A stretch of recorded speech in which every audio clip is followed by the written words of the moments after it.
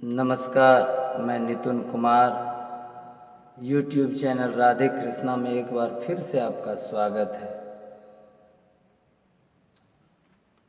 हमने जो प्रेम पर चर्चा प्रारंभ की थी उसमें कई चरित्रों के बारे में मैंने बताया। राधा जी के बारे में हल्की झलकियाँ दी। उसके बाद श्री कृष्ण और राधा जी का जो प्रेम था वो तो खैर बहुत मतलब कि प्रेम की एक पराकाष्ठा है। उसके बाद प्रेम की कोई चर्चा नहीं है। प्रेम के शीर्ष शिखर पर श्री राधे जी और कृष्ण जी हैं। उसके अलावे भी मैंने कई उदाहरण दिए त्याग करते हुए, जैसे माता कैकेयी के बारे में, भैया भरत के बारे में कई उदाहरण आपको दिए कि प्रेम की क्या परिभाषाएं हो सकती हैं। उसी क्रम में रामचरितमानस से ही जुड़े कुछ और चरित्र हैं जिन्होंने अपने त्याग के कारण, उनके ही त्याग के कारण आज भगवान श्री राम, मर्यादा पुरुषोत्तम श्री राम के बनने में उन महान विभूतियों का भी उतना ही हाथ है जितना माता कैकेयी का और भैया भरत का है, महाराज दशरथ का है। क्योंकि महाराज दशरथ ये सभी चीज़ें, ये सारी बातें जानते थे। और मैं इसकी चर्चा इसलिए करना चाहता हूँ कि मनुष्य अगर अपने भाग्य को जान भी लेता है तो फिर भी उसको बदलने चाह कर भी नहीं बदल सकता। ये बात उस समय की है जब श्री राम अपने चारों अनुजों के साथ महर्षि वशिष्ठ के आश्रम में शिक्षा दीक्षा के लिए गए हुए थे। उसी क्रम में एक बार की बात है कि महाराज दशरथ अपने मंत्री सुमंत के साथ वहाँ पहुँचते हैं। अपने पुत्रों के एक हालचाल मतलब जानने के लिए कि उनके पुत्रों का कुशल क्षेम पूछने के लिए वो वहाँ पहुँचते हैं। वहाँ पर उनकी भेंट ऋषि जो भगवान शिव और त्रिदेवों के अवतार थे, महर्षि से उनकी भेंट होती है। उनका नाम मैं थोड़ा भूल रहा हूँ। वो क्रोधित ऋषि थे जो हमेशा क्रोध में रहते थे। उन्हीं से उनकी भेंट होती है।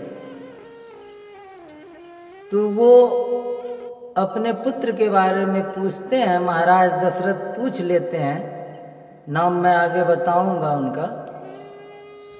वो महाराज दशरथ पूछ लेते हैं उनसे कि हमारे पुत्र श्री राम का भविष्य क्या होगा, क्योंकि चारों पुत्रों में सबसे प्रिय श्री राम ही तीनों माताओं एवं पिताश्री को भी श्री राम ही प्रिय थे। क्योंकि उनका रंग रूप न हर शेष तीनों भाइयों से अलग था। वो साम वर्ण थे और शेष तीनों भाई गौर वर्ण थे। ऐसा रामचरितमानस में लिखा हुआ है कि भरत भैया भी श्री राम के ही रूप के थे। वो उन्हीं के का रंग उन पर भी था।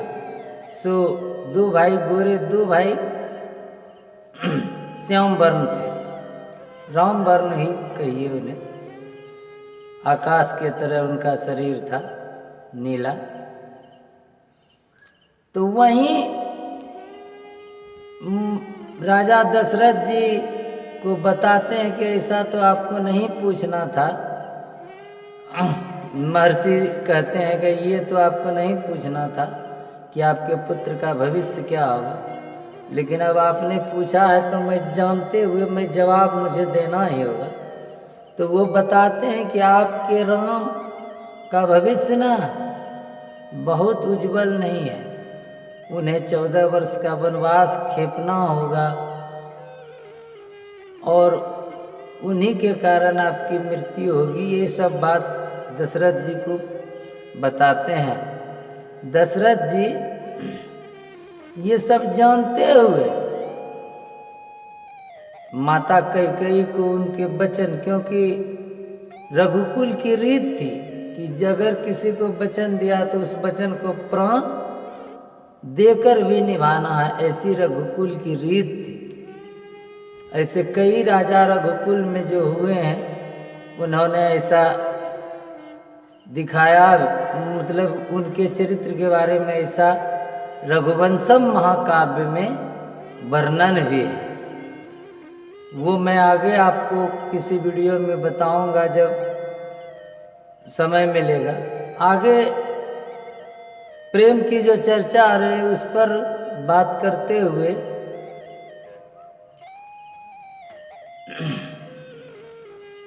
श्री राम जी मर्यादा पुरुषोत्तम जब हुए तो उनमें उनके अनुज लक्ष्मण जी का भी हाथ था, क्योंकि उन्होंने वन में हमेशा समय समय पर श्री राम जी का साथ दिया।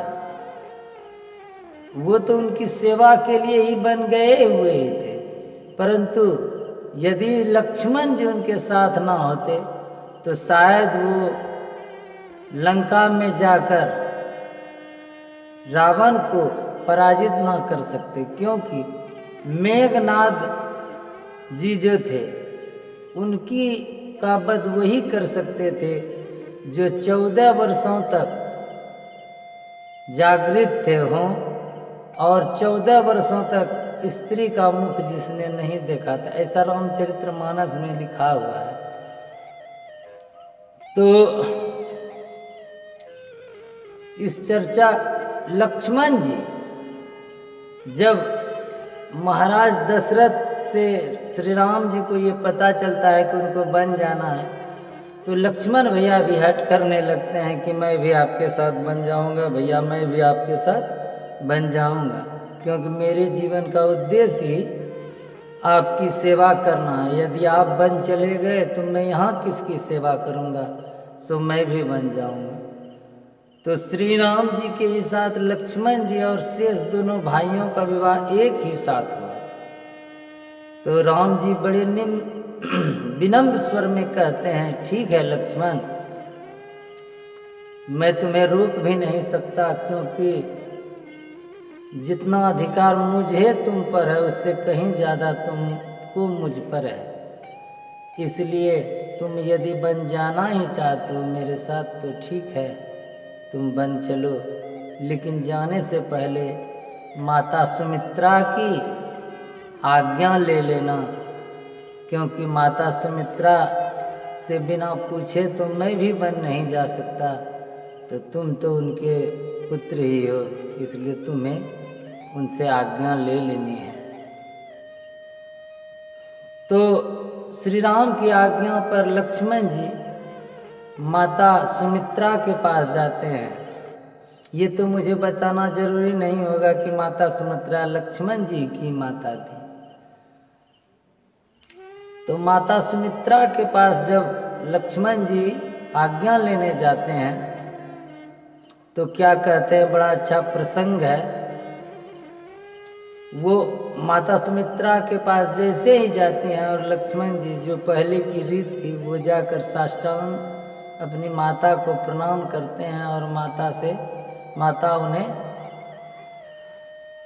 बहुत अच्छा आशीर्वाद देती हैं, कहती हैं कि जाओ तुम अपने लक्ष्य में सफल हो। ये पहले ही उनको आशीर्वाद दे देती हैं माता कि जाओ बस तुम अपने लक्ष्य में सफल होना। तो इस पर लक्ष्मण भैया पूछते हैं, माता आपको कैसे पता चला कि मैं आपके पास क्या मांगने आया हूँ। तो लक्ष्मण जी की इस बात पर माता मुस्कुराते हुए जवाब देती हैं, ये मैं कल के वीडियो में आपको बताऊंगा। तब तक के लिए नमस्कार, राधे राधे, जय श्री राधे।